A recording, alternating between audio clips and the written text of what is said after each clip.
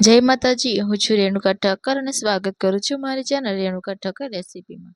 તો આજે હું તમારી સાથે શેર કરવાની છું એકદમ ટેસ્ટી પનીર ભુરજીની રેસીપી। તો આ પનીર ભુરજીને એક સ્પેશિયલ મસાલા પેસ્ટ સાથે બનાવવામાં આવે છે, તેનાથી તેનો ટેસ્ટ અને કલર એકદમ પંજાબી ધાબા જેવો આવે છે। જો તમે આ પેસ્ટ સાથે પનીર ભુરજીને બનાવશો તો વારંવાર બનાવવાનું મન થાય એટલી ટેસ્ટી બને છે। તો તેને રોટલી, તંદૂરી રોટી કે બેસ્ટ સાથે ખાઈ શકો છો। તો ચાલો બનાવવાનું શરૂ કરીએ। તો મેં અહીં ગેસ ઉપર પેનને ચડાવી લીધું છે। હવે તેમાં આપણે 2 પરી જેવું તેલ આપણે તેમાં એડ કરીશું અને તેને ગરમ થવા દઈશું। હવે હું તેમાં 1 ચમચી જેવું જીરું એડ કરી દઈશ, તેને સારી રીતે આપણે સાતળી લેવાનું છે। હવે મેં અહીં 2 મીડિયમ સાઇઝની ડુંગળીને કટિંગ કરી લીધેલ છે, તેને હું તેલમાં સારી રીતે એને સતળાઈ લેવાની છે। તો અહીં આપણી ડુંગળીને વધારે પડતી શેકવાની નથી, તેને કચરી રહેવા દેવાની છે। હવે તેમાં હું 1 શિમલા મિર્ચ કાપેલું તેમાં એડ કરી દઈશ અને તેને સારી રીતે મિક્સ કરી લેવાનું છે। હવે હું તેમાં 2 મીડિયમ સાઇઝના ટામેટાને કટિંગ કરેલા છે। મેં અહીં તેની ડુંગળી અને ટામેટાનું પ્રમાણ એક સરખું રાખેલું છે। તો મેં અહીં ટામેટાનું જલ્દી સોફ્ટ થઈ જાય એના માટે તેમાં સ્વાદ પ્રમાણે મીઠું આપણે એમાં એડ કરી દઈશું। હવે તેને ધીમા ગેસ ઉપર સારી રીતે સાતળી લઈશું, તેના ઉપર આપણે ઢાંકણ ઢાંકીને આપણે તેને કૂક કરી લઈશું જ્યાં સુધી આપણા ટામેટા કૂક થાય છે। શાકમાં એડ કરવાની સ્પેશિયલ પેસ્ટ તૈયાર કરી લઈશું। તો મેં અહીં 1 ચમચી ચણાનો લોટ લીધેલો છે, તેને આપણે ધીમા ગેસ ઉપર આપણે તેને શેકી લેવાનો છે। તો અહીં ચણાના લોટને મીડિયમ ગેસ ઉપર શેકવાથી તેનામાં રહેલું કાચાપણ જતું રહે છે। અહીં આપણે ચણાના લોટને હળવો કલર ચેન્જ થાય ત્યાં સુધી શેકવાનો છે।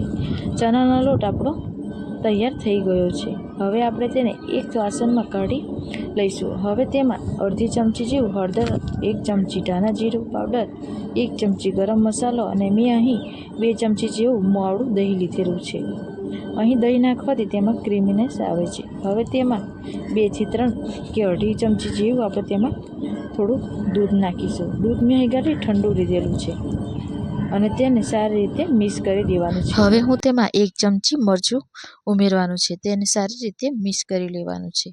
હવે આપણે મસાલા પેસ્ટમાં કલર આપવા માટે મેં અહીં મીડિયમ ગેસ ઉપર 1 પરી તેલ એડ કરીને તેમાં 1 ચમચી કાશ્મીરી મરચું નાખી લઈશું અને તેને સારી રીતે શેકી લઈશું। અહીં આપણે ગેસ થોડો મીડિયમ રાખવાનો, જેથી આપણું મરચું તેને બળી ના જાય।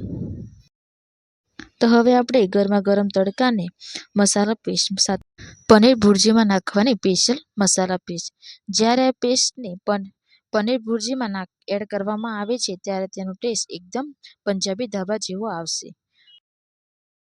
તો હવે આપણે ઢાંકણ ખોલીને ચેક કરી લઈએ તો આપણા ટામેટા સરસ એવા તેમાં કૂક થઈ ગયા છે। હવે તેને આપણે એમાં નીચોવાના નથી। હવે આપણે તેમાં તૈયાર થયેલી પેસ્ટને આપણે તેમાં એડ કરી દેવાનું છે અને તેને સારી રીતે મિક્સ કરી દેવાનું છે। હવે આપણે મસાલા પેસ્ટ તેમાં સરસ એવી કૂક થઈ જાય એના માટે આપણે તેમાં થોડું પાણી ઉમેરી દેવાનું છે અને તેને સારી રીતે મિક્સ કરી દઈએ। તો હવે તેમાં થોડા લીલા ધાણા આપણે તેમાં એડ કરી દઈશું અને મિક્સ કરી દેવાનું છે અને 2 થી 3 મિનિટ માટે આપણે તેને કૂક થવા માટે મૂકી દેવાનું છે।